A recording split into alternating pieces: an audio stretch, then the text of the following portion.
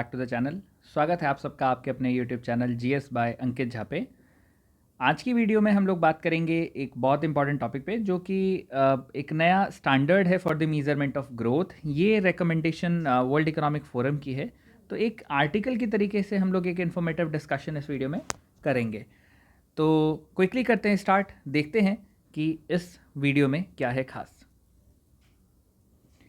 तो बेसिकली अभी एक रिसेंटली न्यूज़ आई है कि जीडीपी को, अब ये news obviously world economic forum के बेसिस पर है। वर्ल्ड इकोनॉमिक फोरम ने अभी एक सजेशन दिया है कि जीडीपी को हम कंसीडर नहीं कर सकते, it should not be considered as an accurate measurement of growth. Growth के मेजरमेंट के लिए GDP shall not be the sole criteria. तो ये वर्ल्ड इकोनॉमिक फोरम की एक रिपोर्ट आई है, that is called dashboard for a new economy towards new compass. Post Covid era के लिए ये एक इन्होंने पूरा फ्रेमवर्क बनाया है। तो सबसे पहले हम इसमें कुछ चीज़ों को समझेंगे। The most important thing is, सबसे पहला समझते हैं कि जीडीपी होता क्या है। आई नो आप में से सभी लोगों को ये ज़रूर पता होगा कि जीडीपी बाय डेफिनेशन होता क्या है। तो हम लोग हमेशा कहते हैं कि द टोटल मॉनेटरी वैल्यू, या आप कह सकते हो मार्केट वैल्यू, किस चीज़ की, of all the finished goods, all the finished goods along with that services भी हम रखेंगे ही यहाँ पर। इसको हमने कहा GDP. This is the primary definition of GDP.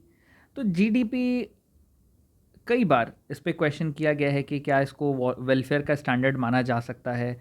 तो जो यूएस के इकोनॉमिस्ट थे जिन्होंने ये डेफिनेशन दी थी, उनका नाम था साइमन कॉजनेट। कई ने इनका नाम सुना भी होगा। तो इनकी डेफिनेशन के अकॉर्डिंगली ये जीडीपी का, इन्होंने भी इसको कई बार क्वेश्चन रेज किया है कि सिर्फ GDP should not be the accurate measure growth के लिए। कभी भी इसको हम सोल कंडीशन नहीं मान सकते। अब मैं कुछ बेसिक पहले बताऊंगा कि जीडीपी, अब जीडीपी की कैलकुलेशन कैसे होती है, ये सब चीज़ों को तो मैं अभी एक्सप्लेन नहीं कर रहा इस वीडियो में। बट देन अगेन हम लोग जीडीपी के फॉर्म्स देखेंगे जिससे हम लोग कैलकुलेट करते हैं कभी भी किसी भी इकोनॉमी की। तो जीडीपी के कैलकुलेशन के तीन तरीके होते हैं। एक होता है या तो आप एक्सपेंडिचर को देख कर सकते हो calculate, this can be one medium. Apart from expenditure आप इनकम को ले सकते हो एक मीज़र, या आपका एक मीज़र हो सकता है apart from expenditure and income, वो सबसे बेसिक है प्रोडक्शन। इन तीन वेज से हम निकाल सकते हैं किसी भी जीडीपी को। अब ये तो क्या सिर्फ एक्सपेंडिचर, इनकम या प्रोडक्शन बेसिस होना चाहिए क्या किसी भी कंट्री के ग्रोथ का एक्यूरेट मीज़र हम इसको कह सकते हैं? Obviously no.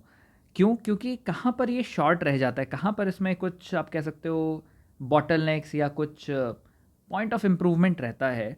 वो है कि भाई हमने प्रोडक्शन या लेट से प्रोडक्शन की हम बात कर लें, या सपोज़ हम बात करें यहाँ पर किसी भी प्रोडक्ट के डेवलपमेंट की, उसमें कोई पॉजिटिव साइड या कोई नेगेटिव साइड, ये सब चीज़ों को हम इग्नोर कर देते हैं।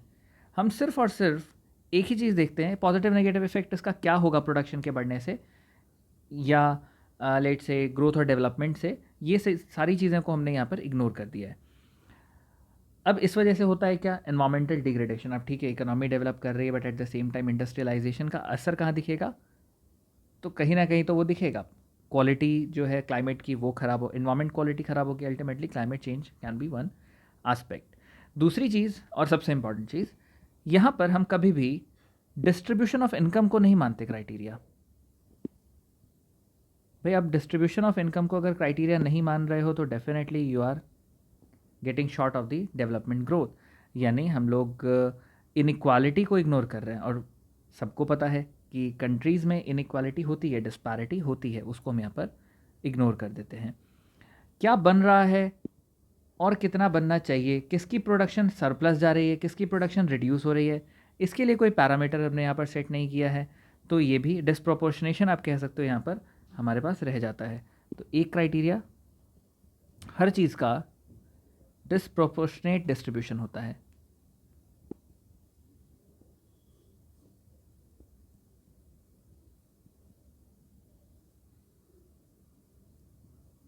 ये भी एक इशू जीडीपी की कैलकुलेशन में रहता है। तो हमें अल्टीमेटली क्या चाहिए, एक बेटर मेज़र चाहिए जो कि सारे के सारे एक्सटर्नल फैक्टर्स को भी अकाउंट में ले, अगर हम वेलफेयर की बात करें तो।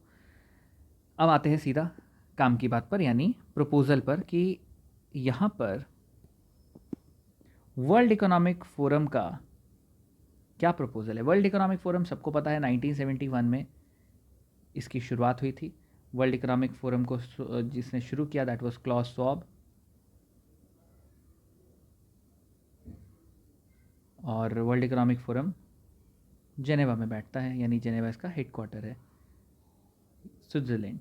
और हर साल इनकी मीटिंग होती है दावोस में। दावोस भी स्विट्ज़रलैंड का ही पार्ट है। अब वर्ल्ड इकोनॉमिक फोरम के जो प्रपोजल हैं, इसमें 4 इंपॉर्टेंट बिंदुज हैं, 4 इंपॉर्टेंट पॉइंट्स हैं। आपको सिर्फ इस चीज़ 4 पॉइंट्स को जानना है। पहला कहता है प्रोस्पैरिटी। तो प्रोस्पैरिटी क्या डिफाइन करता है? प्रोस्पैरिटी कहता है कि भाई जीडीपी की आप जब भी बात करोगे उसमें आपको इनकम या वेल्थ की इनइक्वालिटी को ध्यान में रखना है, साथ ही साथ सोशल मोबिलिटी को भी ध्यान रखना है, फाइनेंशियल आप कह सकते हो रेजिलियंस की बात करता है। तो ये प्रोस्पैरिटी होगा। दूसरी चीज़ ये कहता है प्लैनेट, यानी डेवलपमेंट तो हो रही है, सस्टेनेबिलिटी के साथ होना चाहिए।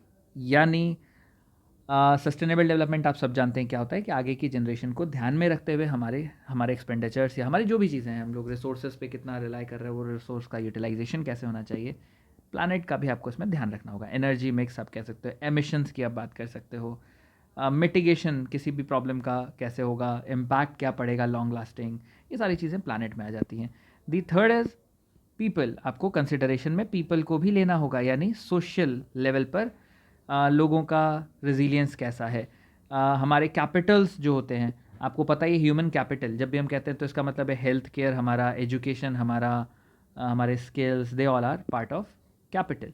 तो पीपल में ये सारी चीज़ें आ जाती हैं। अल्टीमेटली आपका आता है इंस्टीट्यूशन।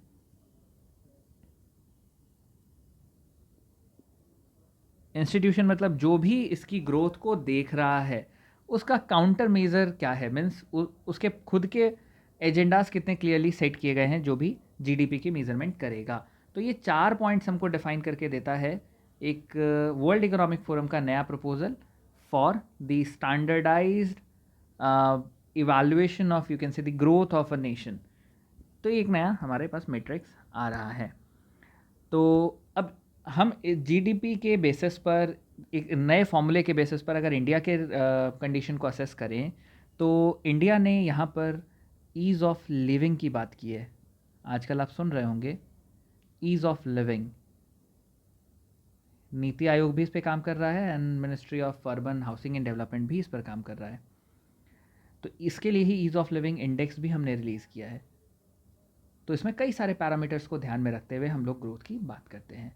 तो आपको बस इसमें मेनली इन चीज़ों पर ध्यान रखना है कि ये एक प्रपोज़ल है जीडीपी के लिए, कि सिर्फ जीडीपी को हम ये ना माने कि अकेला यही एक इंडेक्स हो सकता है ग्रोथ को दर्शाने के लिए देश के। तो उसको और क्या तरीके हो सकते हैं, तो भाई और तरीके वर्ल्ड इकोनॉमिक फोरम ने जो सुझाए, उनका जो सजेशन है वो इन 4 पॉइंट्स की भी बात करता है। एट द सेम टाइम हमने यहाँ पर डिस्कस किया कि जीडीपी अल्टीमेटली कैसे हम कैलकुलेट करते हैं, कौन कौन से पैरामीटर्स जीडीपी के कैलकुलेशन में हैं और क्या खामियां हैं। दैट मीन्स इश्यूज़ क्या हैं जीडीपी को अगर हम सिर्फ सोल एजेंडा माने for the growth and development. तो इतना आपको इस बारे में जानना है। तो यही इसका एक छोटा सा हम कहें कंक्लूजन रहेगा। किस तरीके से वर्ल्ड की इकोनॉमी की रिकवरी को आप शोकेस कर सकते हो, उसमें सिर्फ GDP can't be the single agenda. तो ये आपका एक छोटा सा टॉपिक था। आई होप आपको ये वीडियो अच्छी लगी होगी। अगर आपको ये वीडियो पसंद आई है, do give it a like. फिर हम लोग अगले वीडियो में एक और नए टॉपिक के साथ जुड़ेंगे। Till then take great care of your health. Bye bye. Thank you.